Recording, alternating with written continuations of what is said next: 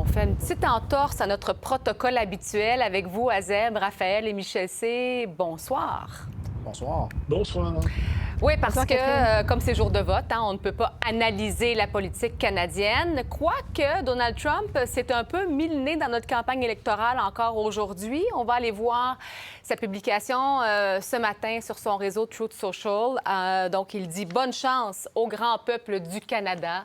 Élisez l'homme qui a la force et la sagesse de réduire vos impôts de moitié. Sans tarifs ni taxes, le Canada devient le 51e État adoré des États-Unis. Il n'y aura plus de lignes de démarcation artificielle tracées. Il y a de nombreuses années, un accès libre sans frontières, que du positif, pas de négatif. C'est ce qui devait arriver à Zeb. » Oui, voilà, Catherine. En fait, en gros, il dit « Élisez-moi », sauf que Donald Trump n'est pas sur candidat. les bulletins de vote canadiens.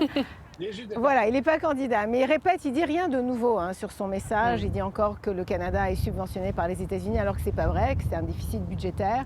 Et qu'en gros, il essaye de raisonner les Américains. À ce point-ci, je vous dirais que c'est un peu de l'acharnement que Donald Trump fait. Il répète toujours la même chose en espérant convaincre le plus grand nombre de personnes possible au Canada. Mais ici, je peux vous dire qu'aux États-Unis, ça ne fait pas long feu. Les Américains regardent ça complètement, presque surpris en fait, et même choqués parce qu'ils disent, écoutez, nous, le Canada, moi je me trouve à Détroit, ils vont très souvent à Windsor, ils disent ce sont nos voisins, ce sont nos amis. Donc ils ont un peu honte là par leur président américain. Donc Donald Trump, encore une fois, il a rajouté une couche, mais il n'a rien dit de nouveau vraiment. Acharnement avec un petit peu d'arrogance, Raphaël? Pourquoi pas? C'est la marque et la méthode Trump, Catherine. Écoutez, à défaut de réussir à convaincre les Canadiens de voter pour lui, Donald Trump aura volontairement ou non, pour le meilleur et pour le pire, au moins accompli quelque chose comme on l'a rarement vu dans l'histoire moderne, c'est-à-dire faire en sorte que les Canadiens vont voter en pensant à lui, en pensant au président américain peut-être plus qu'à n'importe quel autre acteur. Ça va avoir été, je dirais, peut-être le fait saillant d'un point de vue canadien. Au-delà de cela, comme Azeb, je mentionnerai simplement qu'il n'y a absolument rien de nouveau dans ce message. Michel C. Il n'y a rien de nouveau. Et s'il dit, bon, je vais vous baisser vos impôts de moitié, oui, mais il n'y aura plus d'assurance santé. On parlera probablement plus d'une langue officielle qui s'appelle le français. Voulez-vous qu'on fasse la liste? Alors, je pense que c'est... Vous savez, les blagues les plus courtes sont les meilleures. Je pense que la blague a duré assez longtemps. Là. Je pense qu'il devrait s'occuper de son taux de popularité aux États-Unis qui est en train de tomber comme une roche au fond de l'eau.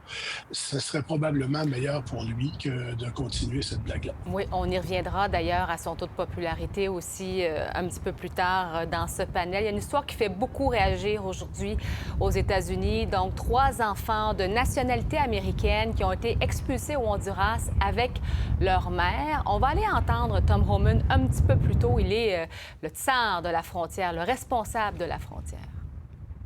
If you choose to have a U.S. citizen child, knowing you're in this country legally, you put yourself in that position. You put your family in that position. What we did is remove children with their mothers who requested the children depart with them. This was a parental decision, parenting 101. The mothers made that choice. And I tell you what, if we didn't do it, the story today would be Trump administration separating families again. No, we're keeping families together. C'est ce même ton dur depuis le début avec Tom Homan, Michel C. Oui, et le problème dans tout ça, c'est que l'administration fonctionne sans égard pour les règles constitutionnelles. On doit avoir le droit de faire reviser son dossier. On doit avoir le droit de connaître exactement ce qui nous est reproché. Dans toutes ces déportations-là, ça se fait en dehors du cadre légal. Alors là, on est rendu que là, on va nous faire pleurer en disant que c'est une décision familiale. Ça reste une décision hors du cadre légal et la Cour suprême l'a déjà dit. Il va falloir, à un moment donné, il va falloir attendre quoi pour que l'administration se mette au diapason de ce que les tribunaux disent. Azeb? Oui, et puis surtout, vous savez, c'est une histoire humaine avant tout. Quand on sait qu'un des enfants, à peine âgé de 4 ans, a un cancer, il se retrouve au Honduras, il avait des soins médicaux aux États-Unis, une femme enceinte également. Et ce qu'on apprend aussi, c'est que les avocats de ces familles-là ont dit qu'en fait, les mères ont dit que voilà, ils ont été obligés de partir avec leurs enfants. Ils n'ont pas vraiment eu le choix, apparemment. Alors que Tom Homan dit qu'en fait, voilà, on ne voulait pas séparer les familles. Les mères ont voulu être avec leurs enfants. Donc on a dit très bien, vous partez tous ensemble. Mais comme le dit Michel, tout le processus légal, normalement, comment ça doit se faire, c'est qu'on se retrouve devant un juge, dans une cour, où les parents signent un affidavit. Ce sont des enfants de citoyenneté américaine, mais tout se fait dans un processus légal. Ça n'a pas besoin de se faire à la va-vite. Rapidement, les personnes sont expulsées et on ne sait pas vraiment ce qui s'est passé exactement, qu'est-ce que les parents ont dit, ont pas dit. Donc, ça reste quand même un très grand flou et ça se répète quand même assez quotidiennement aux États-Unis. On a aussi l'histoire du jeune Salvadorien, le père de famille, qui s'est retrouvé quand même dans la prison au Salvador, dans la prison notoire, on appelle ça le goulag du Salvador. Donc ce sont des gestes de l'administration Trump qui se répètent. Et puis on peut voir aussi, le dernier sondage indique que même sur la question migratoire, Donald Trump est de moins en moins populaire. On a parlé à une enseignante ici à Détroit qui nous disait qu'elle a des enfants qui ne viennent tout simplement plus à l'école parce que leurs parents ont été littéralement expulsés et que voilà, les enfants sont des citoyens américains, ils doivent prendre soin d'eux et de la maison, donc ils se mettent à travailler. Donc il y a des situations humaines qui sont absolument terribles et on sent quand même qu'il y a une espèce de résistance qui va monter. Ça se passera devant les tribunaux, mais ça se passera aussi au sein du Parti démocrate, je pense. Est-ce qu'on va les voir, ces gens-là qui vont organiser cette résistance, Raphaël? Je vous soumettrais que sans nécessairement parler de résistance, Catherine, les peut-être titulaires ou les responsables de la plus grande opposition à M. Trump et son administration, notamment peut-être particulièrement sur les questions migratoires depuis les dernières semaines, ce sont les tribunaux. Donc, est-ce qu'on les voit? Pas nécessairement, mais on les entend, on les lit, et plus le processus va continuer de la sorte, plus on risque de les voir de la sorte également. Ça, c'est une chose. Deuxièmement, d'un point de vue politique, il faut réaliser à quel point c'est difficile pour l'administration américaine de jouer les situations dans lesquelles il y a différents membres d'une même famille qui n'ont pas le même statut légal. Parce que M. Homan n'a pas entièrement tort sur le fond. C'est-à-dire qu'à partir du moment où, par exemple, vous avez des enfants qui sont citoyens américains, des parents qui sont, ou un parent qui est aux États-Unis de façon clandestine, si vous séparez ça, ça devient une question dans les médias, évidemment, de déchirement de famille. Et là, l'administration se fait traiter de manquer de cœur, d'être cruel, etc. Si on les garde ensemble et on expulse tout le monde, ça devient une histoire de quoi? Bien, de ce dont on parle dans ce cas-ci depuis 24 heures, c'est-à-dire de pauvres enfants américains qui étaient des citoyens américains qui se font envoyer dans un autre pays qui n'est pas le leur à la base. Donc, c'est perdant-perdant à peu près, peu importe ce qu'ils font. Ce qui sous-tend, je vous soumettrai que d'un point de vue politique, il y a d'énormes questions qui devraient se poser d'un point de vue stratégique, à savoir pourquoi avoir non seulement expédié, comme Michel et Azeb l'ont mentionné, ces causes-là, mais les avoir fait passer avant plusieurs autres. Si on croit les statistiques, même si elles sont approximatives, là, 10, 12, 15 millions de migrants qui sont aux États-Unis de façon illégale présentement. Pourquoi faire passer ces causes-là en premier, encore une fois, les gérer de façon aussi chaotique que ça, quand on devrait savoir que politiquement, ça va être extrêmement difficile à défendre. Dernier petit point, pendant la campagne électorale, J.D. Vance avait prédit exactement ce qui est en train de se produire. Oui. C'est-à-dire qu'à partir du moment où on aurait des familles qui seraient sur les premières pages de journaux, au début des manchettes des bulletins de télévision parce que certains des membres de leur famille étaient déportés, étaient expulsés, ça deviendrait de plus en plus difficile politiquement à défendre. C'est ce qu'on voit présentement. Mais c'est un dossier politiquement délicat, l'immigration. Ça a été le cas aussi pour Joe Biden, Michel C., non? C'est un dossier délicat depuis des dizaines d'années aux États-Unis. C'est un problème. Il y a beaucoup trop d'immigration illégale. Le problème, là, c'est qu'on déporte des gens sans leur donner ce qu'on appelle en anglais le due process, c'est-à-dire que la règle de droit s'applique. Et c'est ça qui, actuellement, est en train de nuire à M. Trump, même pour sa popularité auprès des citoyens. À un moment donné, dire, moi, la Constitution, je ne m'occupe pas de ça, le droit, les droits fondamentaux, j'en ai rien à cirer. Ça, c'est un gros problème. Et plus ça va aller, plus il y aura des déportations comme ça, moins il y aura de gens qui vont s'en réjouir, évidemment. On va parler du dossier ukrainien parce qu'il s'est quand même passé beaucoup de choses depuis vendredi, notre dernier panel américain. Il y a eu cette rencontre, cette image d'ailleurs qui a circulé partout dans le monde entre les présidents Trump et Zelensky. en marge des funérailles du pape François. Et là, ce matin, le président Poutine, qui lui dit qu'il veut observer une trêve de 3 jours, 2 jours, en mai, pendant le jour de la victoire. Et Marco Rubio, Azeb, qui lui dit, bien, la semaine qui commence, là, elle sera cruciale dans la négociation pour un accord de paix en Ukraine. Oui, exactement. Et puis en fait, l'épée de Damoclès là, qui est au-dessus de la Russie et de l'Ukraine, c'est les États-Unis. En fait, ils disent, bon, on va faire notre possible, mais si rien ne se passe, les États-Unis vont se retirer. Et l'Ukraine risque également d'être perdante. C'est possible que les États-Unis ne vont pas soutenir l'Ukraine militairement. Donc il y a tout ça qui fait quand même, il y a une urgence de réussir à trouver un cessez-le-feu. On voit que la Russie a bloqué.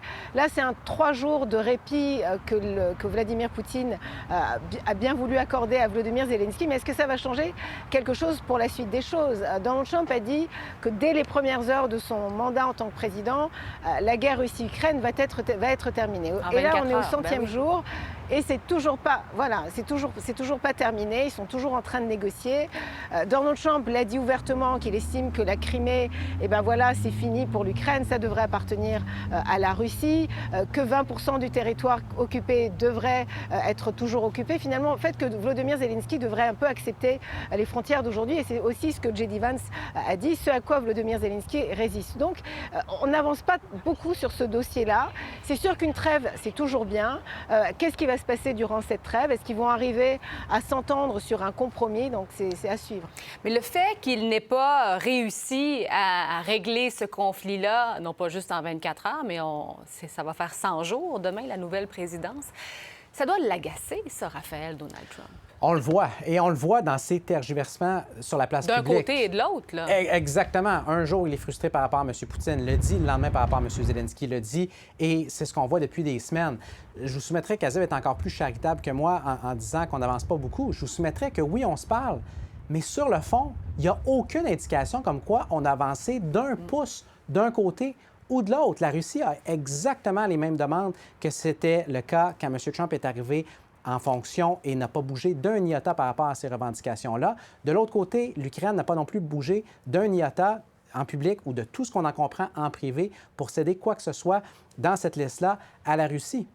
Donc, à partir du moment où ça n'avance pas d'un côté ou de l'autre et que, soit dit en passant, et je sais que ça va peut-être avoir l'air controversé, je vais quand même le dire comme ça, là, aucun des deux côtés n'a l'air réellement motivé à mettre fin de façon permanente à la guerre aujourd'hui. On a beau tenir ce discours-là d'un côté comme de l'autre, ce n'est pas ce qu'on voit dans les faits. Comme gouvernement, ou comme leader de gouvernement, qu'est-ce que Donald Trump va choisir de faire? Est-ce que ça va être de continuer d'essayer les pourparlers ou de faire essentiellement ce que M. Vance et M. Rubio ont suggéré dans les derniers jours, c'est-à-dire carrément se retirer du processus de paix, ne serait-ce que dans le court terme, parce que ça ne va absolument nulle part. Je n'ai pas la réponse à la question, mais la question, je vous soumettrai, se posait avant la rencontre entre M. Zelensky et M. Trump et se pose tout autant après. Mais est-ce que se retirer, Michel C., ce n'est pas un aveu d'échec pour le président Trump? Évidemment que c'est un aveu d'échec pour le président Trump. En même temps, voici l'homme, c'est ce que je vous disais, j'aurais réglé ça en 24 heures, moi, il n'y a aucun problème. Ouais. De toute façon, si j'avais été là, il n'y en aurait pas eu de guerre. Tout ça ne tient que sur rien. Là, la trêve de 3 jours, elle arrive au moment où il va y avoir d'énormes parades militaires à Moscou parce que c'est la fête de la victoire contre l'Allemagne nazie en 1945. Ça rappelle à tout le monde combien aussi on veut pas, ça rappelle à tout le monde combien il y a eu de morts russes dans cette guerre-ci. Alors, M.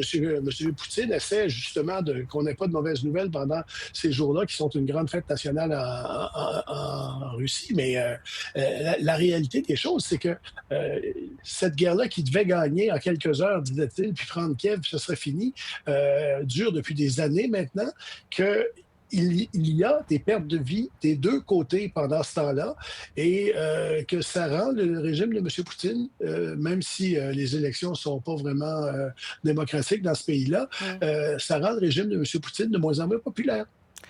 On va bien sûr surveiller ça. Raphaël, vous disiez d'entrée de jeu, ou c'était Michel, un des deux, en tout cas, on parlait de la popularité ou de l'impopularité du président Trump. Je le disais, demain, 100 jours du Trump 2.0, finalement. Il y a un sondage CNN, on a recensé quelques points saillants. Donc, la satisfaction, on le voit à l'écran, envers le président Trump, 14 % le désapprouvent modérément, 45 le désapprouvent fortement. Et ce qu'on voit en vert, 22 l'approuvent fortement, 19 l'approuvent modérément. Azeb, est-ce que c'est ce que vous sentez, vous aussi, aux États-Unis quotidiennement, qu'il y a un recul vraiment important, là?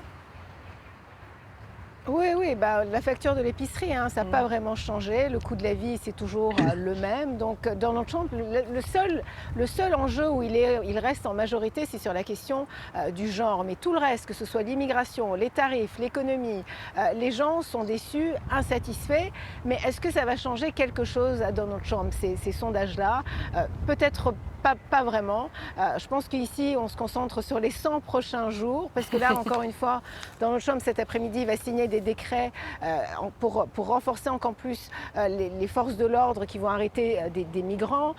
Il va également s'attaquer aux villes sanctuaires en disant qu'elles doivent coopérer avec les agences fédérales. Donc, c'est pas fini, là. Et Donald Trump, pour le moment, je peux vous dire qu'en arrivant ici à Détroit, on a rencontré une partisane républicaine qui, elle, est absolument satisfaite de Donald Trump. Elle dit c'est un politicien qui fait ce qu'il dit qu'il va faire, qui tient ses promesses. Je suis pro-vie, m'a-t-elle dit. Également, pour tout ce qui est la question de la sécurité, la question migratoire, elle est extrêmement satisfaite. Donc, il y a quand même des gens qui sont satisfaits. Ceux qui le soutiennent sont satisfaits qu'il a vraiment tenu son bout, si vous voulez. Et Donald Trump, c'est avec cette énergie-là qu'il continue à signer ses décrets, à continuer sa politique. Vous évoquiez la seule question sur laquelle il est approuvé davantage. On va le revoir, le tableau. C'est la gestion des questions d'identité, donc les personnes trans, entre autres. Donc, 51 qui approuvent contre 48 qui désapprouvent. Mais sinon, l'économie, 39 approuvent, 61 désapprouvent. La gestion des tarifs, son mot préféré, 35 l'approuvent seulement, 57 le désapprouve. Qu'est-ce que ça vous dit, Michel C? Écoutez, la vraie marque de satisfaction, c'est le sondage sur la satisfaction du président. Il est plus bas que tous ses prédécesseurs et beaucoup plus bas que tous ses prédécesseurs après 100 jours. Ouais. Ça veut dire quelque chose. Parce que, d'un côté comme de l'autre, on a ses partisans, on a ses adversaires. Mais là, en plus de ça, c'est avec un Parti démocrate qui est toujours aussi désorganisé. Il n'y a pas comme s'il y avait une opposition organisée, structurée au Congrès. Et là, les gens voient ce que Trump fait et disent, à 55 non, ça ne va pas. Il est très tôt après 100 jours pour que ça arrive, ça. Et il aura beau crâner, il aura beau faire une nouvelle série de décrets. La réalité, c'est qu'il est en train de perdre, sauf son noyau dur, sa base, là, il est en train de perdre l'électorat américain. Raphaël, est-ce que ça va se calmer? Tout d'abord, pour répondre à la question semi-rhétorique que vous avez posée tantôt, Catherine, la personne qui avait fait référence au sondage sur l'impopularité du président tantôt au panel, c'était la deuxième personne du panel avec la meilleure coupe de cheveux, c'est-à-dire Michel. Une fois que ça s'est dit... Vous n'avez pas grand coupe de cheveux, vous, Raphaël. Non, on ne se comparera pas là-dessus. Donc, pour ce qui est... Veux-tu aller là, Raphaël? Peut-être pas. Une fois que ça s'est dit, pour ce qui est de l'impopularité, et là, je vais complimenter sincèrement Michel, il vient de toucher à un bobo qui est vraiment particulier pour M. Trump, c'est-à-dire que l'instigateur numéro un et de loin des troubles politiques du président présentement, c'est le président. Ouais. La personne qui est responsable, et c'est l'unique personne qui est responsable d'avoir géré la question tarifaire en particulier de façon aussi chaotique, aussi bordélique que ça depuis les dernières semaines, c'est le président des États-Unis. Ce ne sont certainement pas les membres de son cabinet qui, très souvent, ont de la misère à le suivre. Ah oui. Ce ne sont pas les membres de son parti au Congrès et ce ne sont certainement pas, effectivement, les membres du parti adverse qui, non seulement ont à peu près aucun pouvoir, très peu de pouvoir concrètement, mais sont effectivement, comme l'a mentionné Michel, complètement désorganisés. Un point additionnel, non pas dans le sondage CNN, mais dans le sondage CBS qui a été diffusé quelques heures d'intervalle de celui de CNN, on posait les questions à savoir aux Américains et aux Américaines, est-ce que vous trouvez que le président focalise trop son attention depuis le début de son mandat sur les questions de tarifs, sur l'imposition de tarifs à plus de 60 on répondait dans l'affirmative. On posait aussi la question à savoir, est-ce que vous croyez qu'il ne focalise pas suffisamment son attention sur la réduction des prix, la fameuse question de la lutte à l'inflation? Là aussi, plus de 60 des gens répondaient oui. On peut faire 1001 tableaux. Je vous soumettrai qu'au final, c'est ce qui blesse plus que n'importe quoi après 100 jours. On a l'impression que tout va très vite. Les décrets signés par le président Trump, 137 depuis son arrivée à la Maison-Blanche ou son retour, dites-le comme vous le voulez. Le président Biden en a signé 162 en 4 ans. Vous vouliez ajouter quelque chose, Azeb? Oui, en fait, vous savez, on va le savoir vraiment aux élections de mi-mandat, l'impopularité du Parti républicain. Et on peut voir que les élus républicains qui se rendent dans leur comté sont extrêmement impopulaires, ils se font huer. Il y en a beaucoup qui ne retournent même pas, qui décident de ne plus faire ces town halls-là pour rencontrer leurs citoyens. Donc, il y a quand même une certaine insatisfaction dans le pays. Mais est-ce que Donald Trump va changer Est-ce qu'il va se calmer? Va changer ses Oui, c'est politiques? ça. On ne sait pas. Ouais, ça, c'est la grande question. Je pense qu'il est parti sur une voie pour vraiment faire ses politiques. Et très rapidement, il y a une question de déni aussi là-dedans, qui n'est pas entièrement identique à ce qu'on avait sous l'ère Biden, mais qui n'est pas complètement sans parallèle non plus. Rappelez-vous à quel point les démocrates, longtemps, se disaient « non, ça va bien, on a un adversaire qui est faible en M. Trump, on va le battre en 2024 ». On connaît la suite de l'histoire. Pour tous les partisans aveugles de M. Trump qui, depuis les derniers jours, et ça inclut le président lui-même dans les dernières heures, qui a carrément dit que les médias étaient malades, que les sondages étaient faux, qui se disent « on a sous-estimé à 3 reprises M. Trump dans ses campagnes électorales », ce qui n'est pas faux, soit dit en passant sur le fond, reste qu'il y a quand même un point de comparaison lorsqu'on regarde les mêmes firmes de sondage qui ont mené des enquêtes de janvier à avril. Donc, on compare des pommes à des pommes. Il y a une chose qu'on observe indéniablement, c'est-à-dire un déclin. Il y a, en bon français, un pattern. Le président est en perte de vitesse, et ça après peu de temps à la barre du pays. Si je vous demandais un mot pour qualifier les 100 premiers jours de cette présidence, Raphaël? Très facile. Celui utilisé par 66 des répondants dans le sondage New York Times, troisième sondage qu'on mentionne dans le panel la semaine dernière, c'est-à-dire chaotique. Le chaos. Michel C. Absolument. Il faut en prendre un autre. C'est le chaos aussi. Bon, Mais il y en avait. Mais dans ce même sondage-là, il y avait une majorité de gens qui disaient dangereux. Et ça, c'est surprenant. Azeb? Moi, un mot que j'ai entendu beaucoup ici, c'est dictature, mais un mot, ça serait, ils ont dit disbelief, incrédulité de ce qui se passe aux États-Unis. Azeb, Raphaël, Michel C. Merci beaucoup. Merci. Au revoir. Au revoir. Je vous en prie.